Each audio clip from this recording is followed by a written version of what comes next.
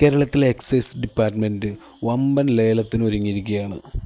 ആ ലേലത്തിൽ ഉൾപ്പെട്ടിരിക്കുന്ന വാഹനങ്ങൾ ഇന്നോവയുണ്ട്, താറുണ്ട്, താർ റോക്സ് ഉണ്ട്, ഫോർച്യൂണറുണ്ട്, മറ്റ് ചെറുകിട വാഹനങ്ങളുണ്ട്, വലിയ വാഹനങ്ങളുണ്ട്. എല്ലാം അടങ്ങിയ 1381 വാഹനങ്ങളാണ് ഈ ലേലത്തിൽ ഉൾപ്പെടുത്തിയിരിക്കുന്നത്.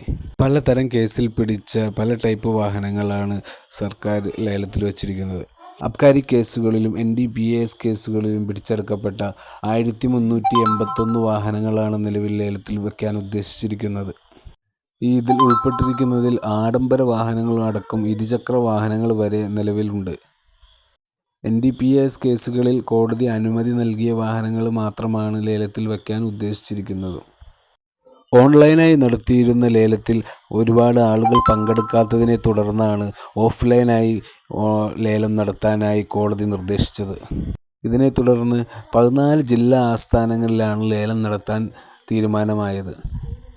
നിലവിൽ ലേലം നടത്തിയിരുന്നത് കേന്ദ്ര സർക്കാർ വെബ്സൈറ്റായ MSTC വഴി. ലേലത്തിൽ പങ്കെടുക്കാൻ ഒരാളും 10,000 രൂപ രജിസ്ട്രേഷൻ നൽകേണ്ടതുണ്ടായിരുന്നു.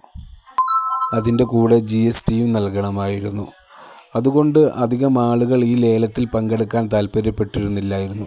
സാധാരണക്കാരായ ആളുകൾ ലേലത്തിൽ പങ്കെടുക്കാതിരുന്നതുകൊണ്ട് വാഹനവിപണിയുടെ വില ആ വാഹനങ്ങൾക്ക് ലഭിക്കാതിരിക്കുകയും കൂടുതൽ വാഹനങ്ങൾ വിറ്റുപോകാതിരിക്കുകയും ചെയ്യുന്നതുകൊണ്ടാണ് എക്സൈസ് ഡിപ്പാർട്ട്മെൻറ്റ് ഇങ്ങനെയൊരു മെഗാ ലേലത്തിനുള്ള ആശയം മുന്നോട്ട് വച്ചത്.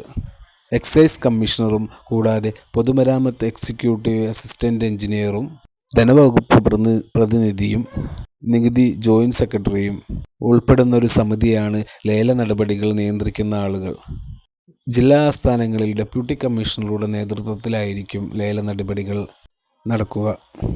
ടൊയോട്ടയുടെ വാഹനങ്ങളും ഇന്നോവയും മഹീന്ദ്രയുടെ താറും അടങ്ങുന്ന മഹാലേലത്തിൽ ഒരുപാട് വാഹനങ്ങൾ രജിസ്റ്റർ ചെയ്യാത്തവ പോലുമുണ്ട് എന്നാണ് അറിയാൻ കഴിയുന്നത്. ഓൺലൈൻ ലേലത്തിന് പകരം പൊതുലേലം നടത്താനുള്ളതിൻ്റെ ഉത്തരവ് ഉടൻ തന്നെ പുറത്തിറങ്ങുമെന്നും ആദ്യ ലേലം 1 മാസത്തിനുള്ളിൽ തന്നെ നടക്കുമെന്നുമാണ് എക്സൈസ് വകുപ്പ് അതിൻ്റെ അധികൃതർ അറിയിക്കുകയും ചെയ്തത്.